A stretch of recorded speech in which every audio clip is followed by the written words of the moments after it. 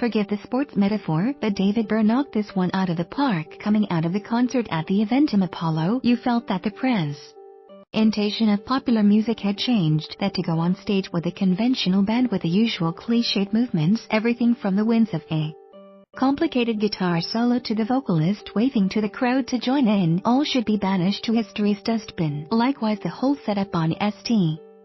was new. Byrne's band were entirely untethered to wires and able to move around the stage in complete choreographed fluidity. It is true Byrne has been almost critic-proof by virtue of his intelligence, curiosity, sense of humor and aesthetics. That doesn't mean all his solo work has been universally terrific, but here he played the best bits of the solo albums, including several from his latest and probably best, American Utopia and Good. Razz up the crowd if they needed further pleasing with several Talking Heads classics. Stop Making Sense is for many the ultimate live concert film.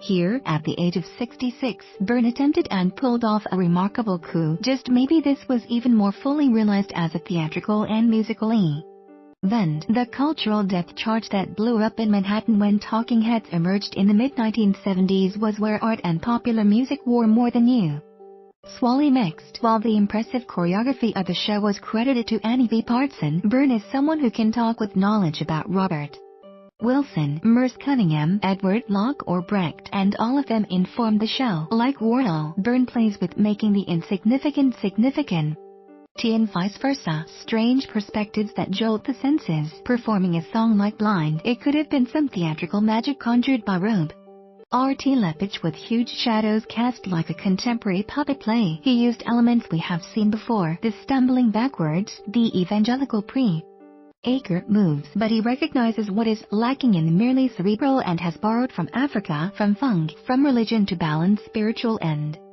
trance elements with the brainy stuff. In that sense, his American Utopia is inclusive of all kinds of American music and cultures and is by its nature a subversive act in the current climate. While he has experimented with African and numerous other global musics in albums such as My Life in the Bush of Ghosts or Fear of Music, the focus here was almost all North American. The lighting and curtains were flexible enough to be gray and alienating one moment but conjuring up a glamorous nightclub at others. This setup was impressively flexible. Disco for Here Lies Love words by Maldemar Cos and dance music for the irreproachably catchy Lizzie, like Humans duet in early 60s doo-wop feel with circles of light and those old style group moves. Then of course he has a terrific back catalog of showstoppers, the likes of Burning Down the House and Once in a Lifetime. In YHCH the team were lined up in a row like a Hollywood poster for a gang movie. While Byrne has apologized for including no women on his album, there were